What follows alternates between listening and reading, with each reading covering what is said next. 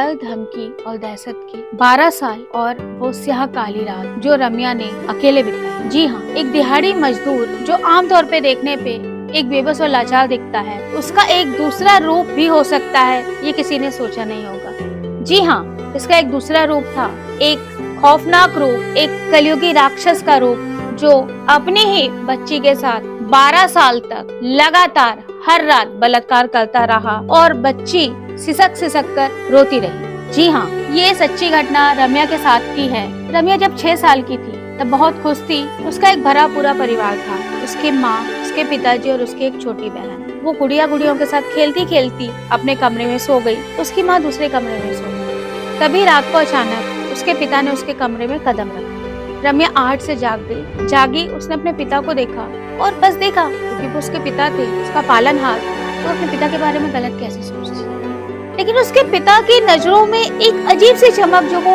मासूम बच्ची समझ नहीं पाई, और वो चमक थी हवस की। उस व्यक्ति ने तुरंत अपनी बच्ची पे झपटा मारा, उसको बिस्तर पे फेंका, उसके मुंह को दबाया और उसके साथ छेड़खानी के साथ साथ बलात्कार किया। उस कली को मसलता रहा, वो रोती, कलपती, चीखती रही, अपने आप को बचाने की दुहाई देने लगी। और दुहाई किसको दे रही थी? अपने ही बाप को। वो बाप जो सारी दुनिया से बचाता था, आज वो उसी से बचने के लिए दुहाई दे रही थी। बाद में जब वो मासूम बच्ची इस अन्याय को नहीं झेल पाई, इस दर्द को नहीं झेल पाई, तो वो बेहोश हो गई। उसके बेहोश होने के बाद वो कलयुगी राक्षस रूपी पिता वहाँ से उठा। उठने के बाद एक गिलास पानी लाके उस लड़की के मुंह पे डाला। जब वो लड़की धीरे धीरे दर्द से कराते हुए, खून से लथपथ अपनी आंखें खोली, तो उसने उसको धमकाया कि अगर तूने ये बात अपनी माँ या किसी और को बताई तो मैं तेरी जान ले लूंगा। तो बेचारी लड़की डर गई और फिर शुरू हुआ हर रात का ये खेल जो 12 साल तक होता रहा। पर ये यहीं पर नहीं रुका। उस राक्षस ने अपनी छोटी बेटी को भी निशाना बनाना चाहा।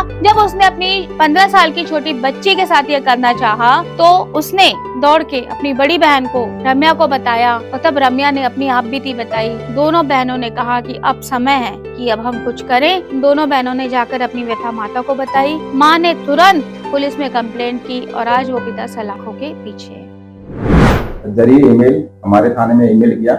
ईमेल कर बताया कि मेरे पिता द्वारा कई वर्षों से मेरे साथ और मेरी छोटी बहन के साथ दुष्कर्म किया जा रहा है, जिसकी रिपोर्ट प्राप्त हुई। रिपोर्ट प्राप्त कर अनुसंधान सरी एससीबी सेंट्रल साहब के हवाले किया गया। तब तक मुलजिम अपने घर से रूपोस है, जिसकी टीम का गठन किया गया और उसकी पताशील जारी है और अनुसंधान किया जा रहा है। ये बड़ा संगीन मामला है। इस संगीन मामलों को लेकर हमारी प्रशासन, पुलिस और पुलिस मुख्यालय बड़ा तत्पर है और इस संगीन मामला को लेकर लड़की का मेडिकल मुआयना करवाया गया, घटनास्थल का निरीक्षण किया गया और अग्रिम कार्रवाई जारी है।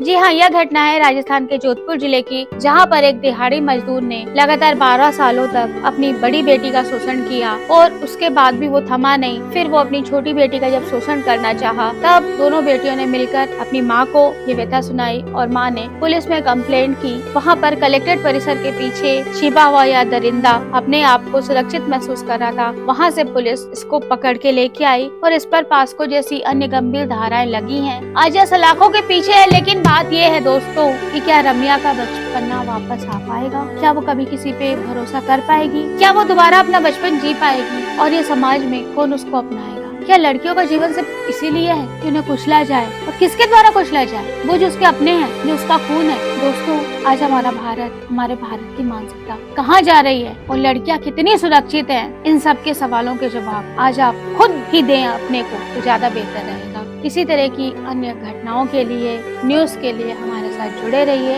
हमारे चैनल को लाइक, सब्सक्राइब कीजिए, शेयर कीजिए। न्यूज 220 से